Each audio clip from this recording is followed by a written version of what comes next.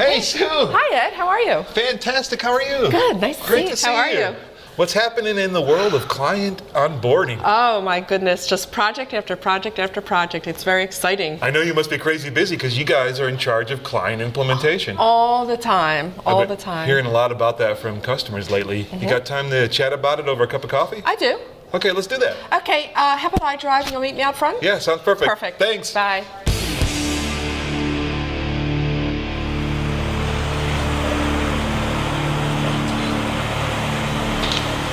Hey, Sue.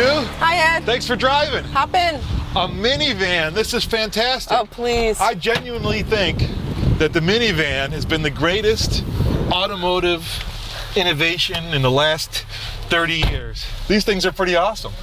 I have one myself. They carry a lot of stuff. Yes, stuff. I mean, look, we can go play catch. Yeah, we could go snorkel. We can play with tractors. That's how my minivan is. There's something for everybody. So where are we headed? You know what? I'm not a coffee drinker, but No? I sure need a treat about now. How about you? I could use a treat. It's the middle of the afternoon. I know this awesome bakery with the best cookies. I always enjoy a good cookie. So I'm not sure if you know, Sue, but we're out with some customer visits, and there's really a lot of enthusiasm from our customers and our clients to do business through our supply chain operating network with a critical mass of their trading partners, whether that's their suppliers, their logistics providers, or their customers. And in order to do that, you got to be capturing that data from the commerce that's happening across all those partners, and that really starts with onboarding those partners, getting those partners connected and speaking electronically. That's right. You're in the forefront of that. What are you guys doing in professional services to accelerate the ability of our customers to get to a critical mass of partners? Well, first of all, we try to follow a strict project management methodology. We want the projects to run smoothly. We take the time up front to make sure that what's scoped in the project is actually what we all believe we're supposed to do. We make sure that all the requirements have been gathered. We make sure that's everything clear. We get agreement on the schedule, the project schedule. We discuss the project roles and the people that who are filling those roles. We put together contact lists so there's no barriers between us. We know how to reach each other. We talk about the risks, some of the hard things to talk about in the project. We talk about the project risks so that we're on the same page, we all recognize them, and we all can keep them in front of us so that we can be sure to mitigate them. We put together a project plan, and then it's all about execution and control. That's got to be repeatable and scalable, though, correct? Definitely. Okay. We follow the same project implementation process for all of our projects. Of course, some projects are simple, some projects are not, and so we can tweak the process as needed, depending upon the complexity of the project, depending upon the timeline of the project, things like that.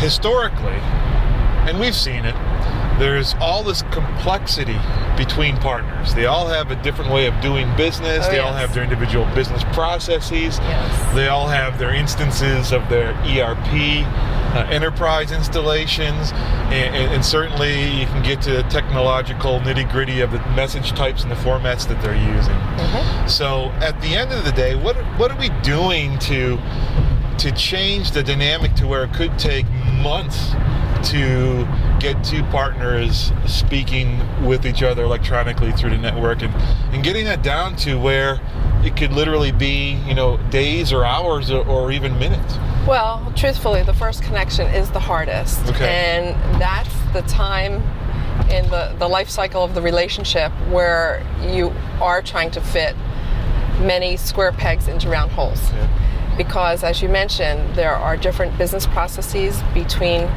trading partners. There are different business processes between business units within one client. So it is up to us to identify all of those differences. It's almost like taking two gears and making sure the teeth mesh smoothly. Okay. So if you think of each one of those teeth on a gear as a part of a business process, or even more specifically than that, which is actually the reality, a piece of data and how it's interpreted by one partner and how that interpretation could be different from the other partner's interpretation. So all of those differences have to be worked out. But in general, we're not there to force one partner's way of doing things onto the other. Elemica makes it easy. Elemica takes the heavy lifting, and we do that in the middle of that relationship. It's a good analogy, though. I like how you spoke With of the gear, precision yeah. of the gears and the teeth on the gears. And Elemica has changed the industry over the last 15 years, just about 15 years since we were formed. The industry is very different than it used to be, but there is still so much work to be done. I mean, there are still inefficiencies out there that Elemica can help eliminate, resolve. And then there's just the normal course of business, which creates more inefficiencies, like all the mergers and acquisitions. As soon as one company acquires another, you now have basically two sets of business processes that have to be integrated.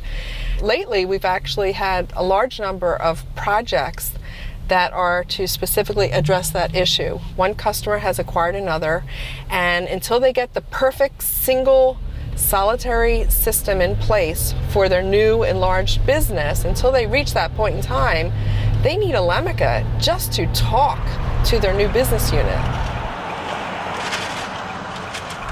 It looks like we're headed into the cookie place. Yeah, let's stop and get a snack. Okay, awesome. We can talk some more. Well, this sounds good.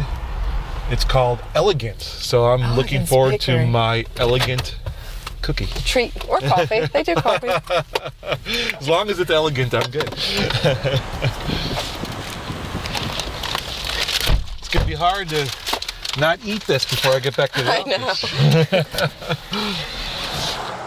So Sue, you mentioned earlier about the changes that you've seen and been a part of over the last 15 years, and certainly we're seeing that today with the legacy or first generation business networks for integration, and then now we've got our next generation built from the ground up, technology forward network as well. And so there's changes even in how we onboard customers, and then how customers can scale on our new network. How is that impacting you and your team as a implementation group in professional services? Well, it's really a two-part answer. Of course, a lot of things that we do when we're implementing projects stays the same. Regardless of the platform, we're still going to review the scope, understand the requirements, get the team together, lay out a schedule, lay out the project plan, etc. So all those things stay the same. But as I like to say, the devil is in the detail.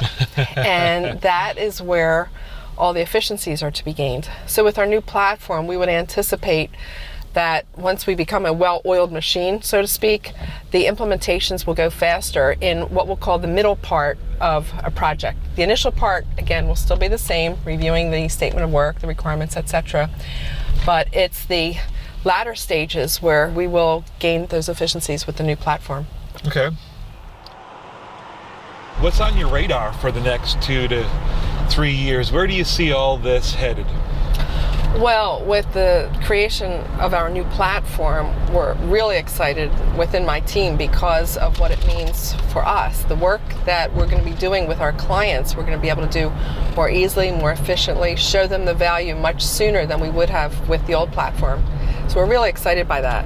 If there's one thing that you'd like to see change or happen in the next months, what would that be? Anything? Oh gosh, one specific thing. There are a lot of things. I mean, I go home every night with all these ideas about we should do this, we should do that, we should do this.